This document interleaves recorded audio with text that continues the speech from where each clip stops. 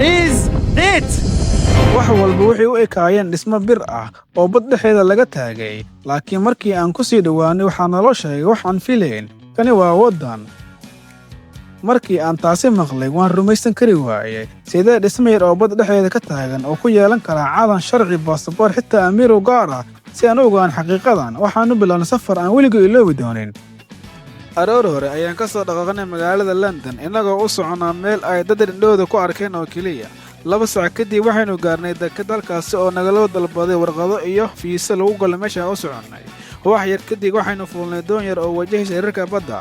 ku dhawaad saacad markii aan soconnay waxaa hortayna ka soo muuqday dhismo bir ah oo ka dhex taagan badweynta.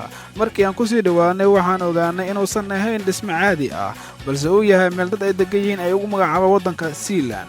We made it to Sealand. laakiin sidee meel sidan u yar u noqotay waxa ay dadku ugu yeelaan waddan? Si aan jawaabtaas u helno waxaynu dib ugu laabanaynaa taariikhda. intii lagu jiray dagaalkii labaad ee adduunka, Ingiriisku wuxuu dhismaha ka dhisay badweynta si uu uga difaaco weerarada ka imaanaya dhanka cadowgiisa.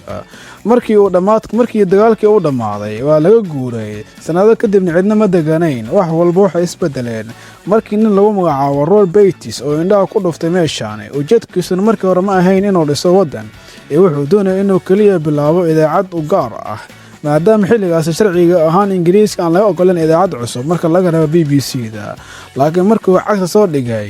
laakiin markii uu cagta dhigay dhismahani, fikradiisa way isbedeshay. halkii uu idaacad furan lahaa wuxuu isweydiiyey su'aal: maxaa diiday in halka aad ka samayso waddan cusub?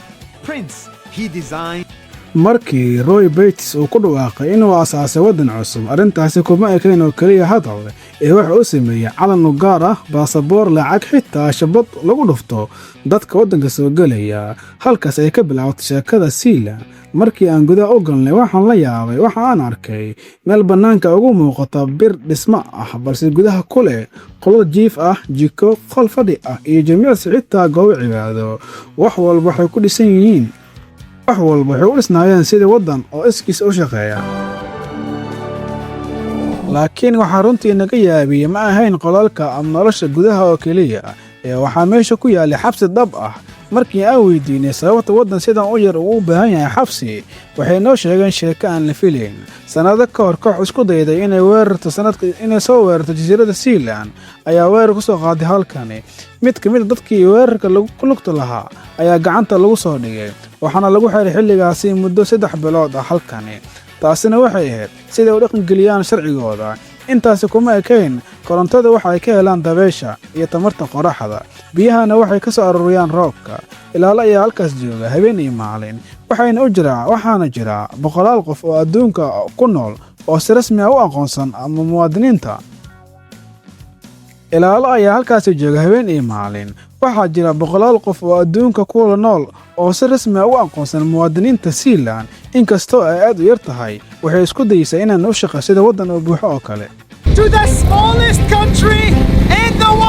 laakiin hal su'aal ayaa weli taagnayd: runtii Sealand ma waddan baa? markii aan arrinkan wax ka weydiinay, waxay noo sheegeen inay aaminsan yihiin in uu mar Ingiriiska si dadban u aqbalay jiritaankooda kadib markii maxkamad UK ku taala ay sheegtay inaysan awood sharci u lahayn Sealand. xitaa waxaa jiray mar diblomaasi Jarmal ah oo u yimid halkani si uu ugula hadlo danihiisa muwaadiniin Jarmalka ee halkaas lagu hayay.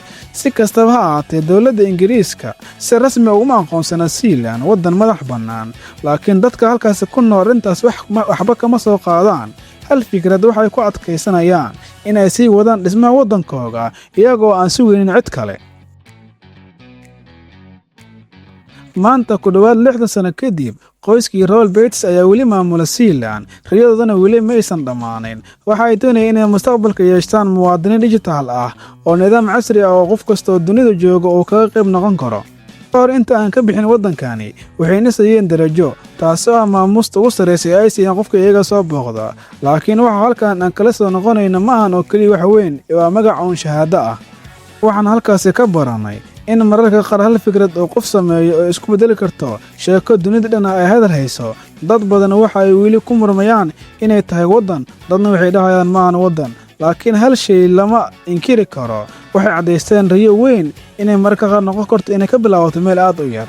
Adigu maxay kula tahay? Sealand ma u qalantaa in lagu yeero waddan madax bannaan ama waa mashruuc taariikhi ah oo keliya? Haddaba nooga reeb dhanka faallada. Mahadsanid.